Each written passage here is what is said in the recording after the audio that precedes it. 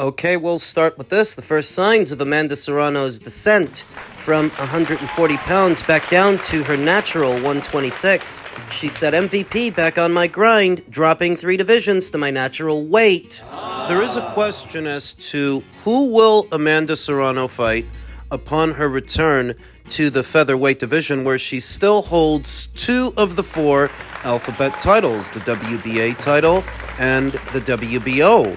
Via the WBA, Jennifer Miranda is still registered as their interim champion, coming off her first professional loss to Alicia Baumgartner at Super Feather. She's still registered as interim champion at Feather. Perhaps Amanda will fight her?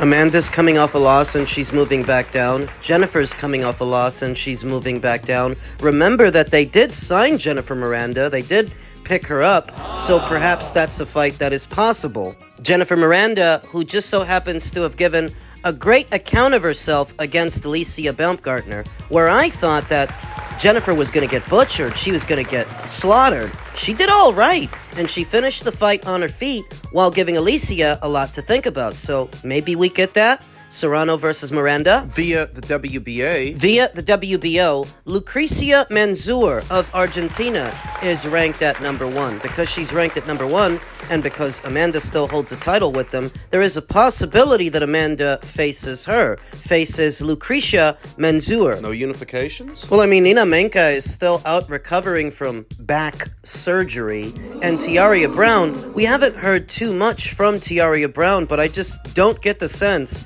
that would be Amanda's very first fight after returning to featherweight. I don't know. A Twitter user that goes by the name How Boxing Works, reacting to Amanda Serrano's tweet, made a suggestion. Perfect. You and Alicia Baumgartner are both signed to MVP, so the fight would be easy to make. A fight between Amanda and Alicia. So this is the caveat.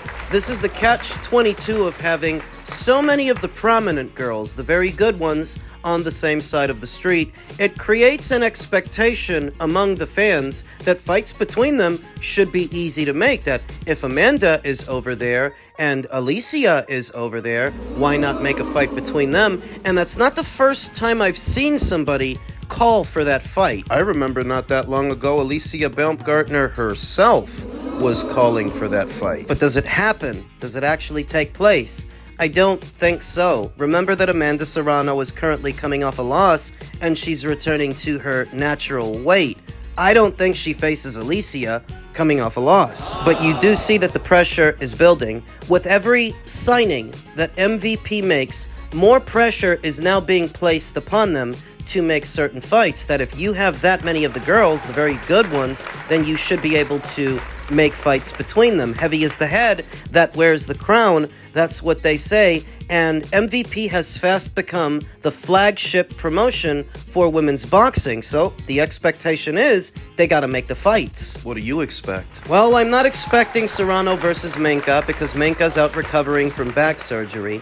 I don't really get the sense we're going to get Serrano versus Brown either. Tiaria Brown. Not off a loss. And I really don't get the sense we're going to get a Baumgartner fight. Not off a loss. Amanda's next fight is going to be a rebound fight. A fight to get her back in the winner's bracket. If she can get back in the winner's bracket, and I expect her to, she will be reintegrated into the Ring IQ pound-for-pound list. Given her body of work so far, what already are her professional accolades, she will come in at number 3. She's still one of the most accomplished women boxers that ever laced the gloves up. All she has to do is make a successful defense of her 2 alphabet titles, and she's back in. Whoever's at number 10, they get bumped off.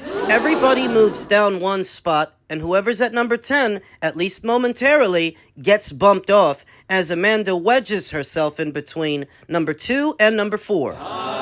Man, stop crying, man. Fight. I ain't worried about it. Coming soon. Go and get yourself in shape. Y'all better believe this boy Ward about to be in the gym working mercilessly, man. He got to get in shape.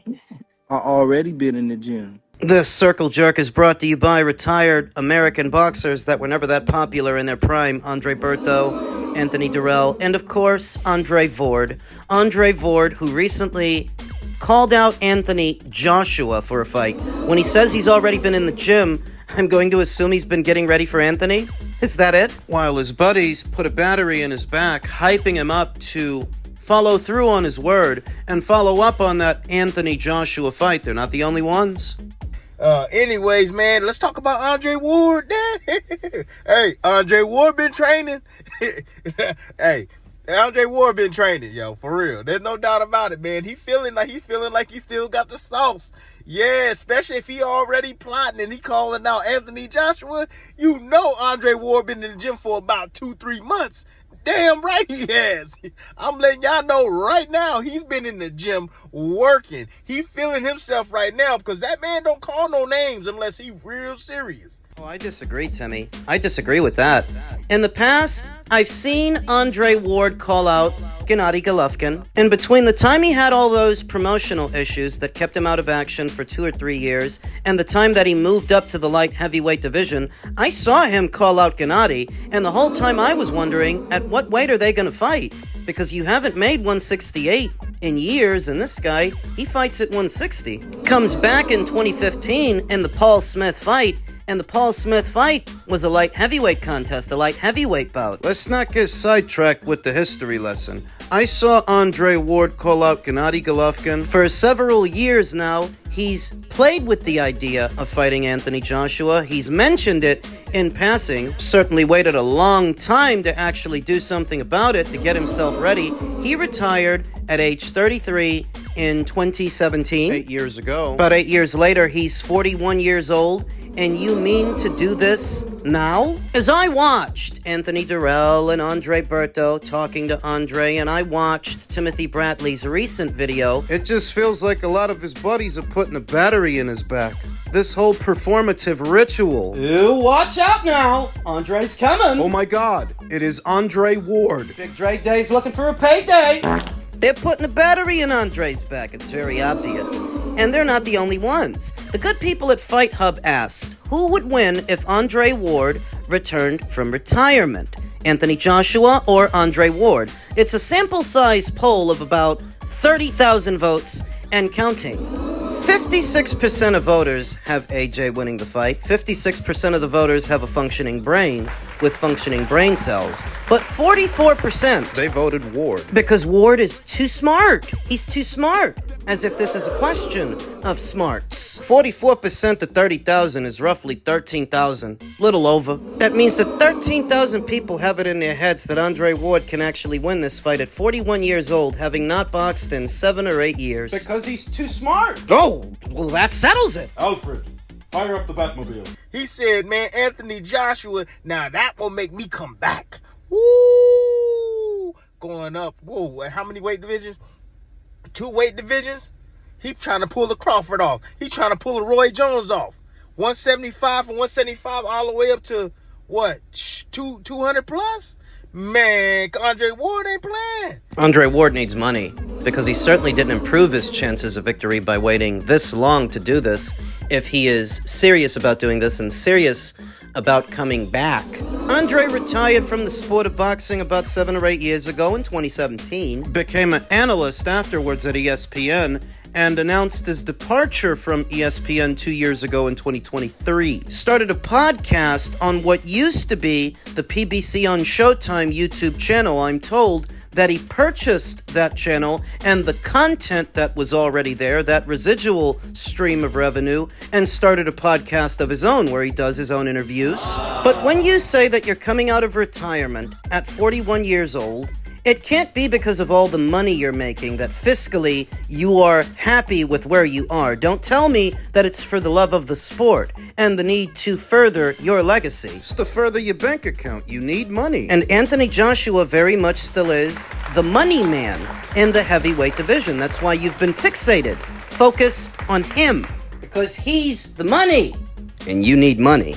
Andre Ward ain't playing, man. I mean, when he used to work for ESPN, man, he was walking around about $1.95, $1.85 around there, depending on, what season it was. But for the most part, man, like, he walk around that way. He about 6 foot, 6'1", short arms. That's the one thing y'all know about Andre Ward. He got some short arms. I knew that about Andre Ward, Timmy. I've known that for years. That Andre Ward, for his height, he actually has short arms, which lended itself to his mid-range to inside fighting. That's why he was so effective at that proximity. Shorter arms within close quarters make for better combinations, better accuracy, because the punch doesn't have to travel as far, and you don't need as much room to work. Shorter arms. Andre has short arms. But the idea that this 41-year-old fighter with short arms, who was not a devastating puncher in his prime, who was not a devastating puncher in his younger years, you have no power to carry up to the heavyweight division, and your sweet spot is mid-range to inside. Do you expect me to believe that you are going to overpower Anthony Joshua on the inside? I mean, listen, as silly as it sounds to me, he's got a lot of people fooled. 46% out of the 30,000 people that voted are convinced that Andre is too smart. He's too smart. That's close to even money when you think about it. 56% to 46%. Where 100% of me thinks Anthony's just too big for him. He's too big for Andre to dominate the pocket, to dominate the clinch. Andre doesn't hit hard enough. 100% of me thinks that Anthony overpowers him. It's not even a question of ring savvy or boxing acumen if what Andre Ward is doing is likening this fight to the John Ruiz fight that his idol, Roy Jones Jr. had. Him and Roy are very different fighters. Roy was an athletic phenom. Roy was not a textbook boxer. He was actually quite unconventional, and a lot of what he did because his body allowed him to, his athletic prowess. Where Andre Ward is not as athletic, not as explosive. He doesn't have the power that Roy had. And when Roy moved up for the John Ruiz fight, Roy wasn't 41 years old, 8 years removed from the sport. He was 34. And he was fighting John Ruiz. You understand that? John Ruiz back then was not the equivalent of Anthony Joshua here today. They're selling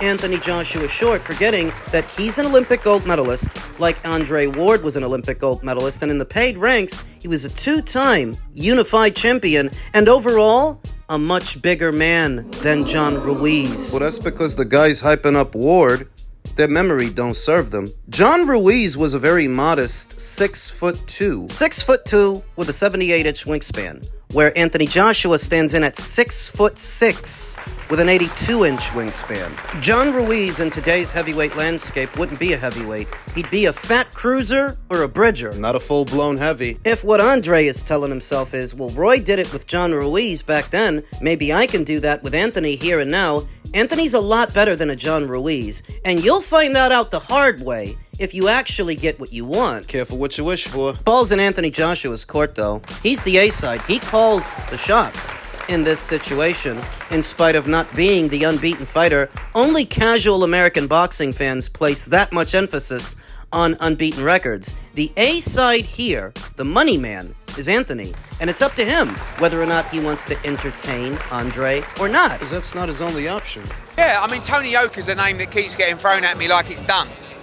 There's not even been any negotiation with Tony Yoka. He may be on a list of 5 or 10. Now, the opportunity to fight in Africa is a real one, and obviously that's what that site visit was about. We're very interested to look to do that, but my focus is on making a Jake Paul fight. and we're getting closer with that opportunity, and I think that's what will be next for AJ. That's what I believe is the catalyst for Ward Sutton interest in returning to the sport of boxing. He sees Jake Paul is in the running for an Anthony Joshua fight, and he tells himself, well, I'm the boxer that a Jake Paul pretends to be. If he feels ready for Anthony, surely I am. Though it is the same with Jake Paul, the ball is in Anthony Joshua's court whether or not he wants to entertain this, go through with it. Whether it's Jake Paul or Andre Ward, Anthony's the money man. It's up to Anthony which one of these guys he wants to fight next, but it's not an either-or situation. It's not either you fight Jake Paul or Andre Ward. He can fight them both. He can fight Jake next and Andre afterwards, though he would be entering into a more novelty phase of his career if he fought those fighters in that sequence. A circus phase. The bigger fight is the Jake Paul fight, that's obvious. Andre Ward has never been that popular. Even in his prime, at the height of his popularity, he was never actually that popular. So the bigger fight is the Jake Paul fight for Anthony. And Anthony has to feel disrespected by a Jake Paul, by an Andre Ward. That these two guys think they can beat me? They think they can do the dance with me? An Olympic gold medalist, a two-time unified heavyweight champion? The nerve of Jake Paul to even pipe up to me. And Andre's not doing what he's doing from some sense of respect or solidarity. He's doing what he's doing because he views Anthony as a low-hanging fruit, and Anthony's a smart guy. Yeah. He's got to understand that. Understanding that, he has to feel disrespected. That this 41-year-old, unpopular, light-punching super middle / light heavyweight thinks he can beat me? even worse, if I entertain this request and go into negotiations with this guy, he's going to get over here. He's going to start demanding the moon and the stars when he was never that big a draw to begin with. He's going to try to dictate terms to me. The same way that Wilder did years ago, knowing he wasn't that big a draw in America. Asking for half. Having just one alphabet title and not that much drawing power in his own neck of the woods, that's a big part of what held up the fight. That Deontay Wilder wanted half. Check out the ego on this guy. And do you think that Andre Ward is any less of an egomaniac? This is a guy who, one belt away from undisputed, didn't want to go to Canada for the last brass ring, didn't want to go to Canada for Lucien Bute. Never bothered to entertain a fight with Adonis Stevenson under those same circumstances at light heavyweight. Just one belt away from undisputed and making history. Andre Ward, in his own words, said he didn't feel Adonis deserved the fight. Check out the ego on this guy. And you think that Andre Ward is any less of an egomaniac than Wilder was? Entertaining this circus act, this clown show, with either Jake Paul or Andre Ward, would herald Anthony Joshua's end at the top. That he's done with serious boxing and serious boxers, and he would be entering into a novelty phase of his career. But even with that, a part of me wants him to call their bluff. I want him to put them on the spot. You guys think you can beat me? Come and do it. Yeah, you've spent enough time pretending that you're a real boxer, Jake. Now, let's see what you got. And Andre, you're supposed to be a real boxer. You're supposed to be a gold medalist and an esteemed professional. You know you're disrespecting me. That's what you're doing. That's what motivates this. You think you can beat me, little man? Come step up. Come do it, bitch.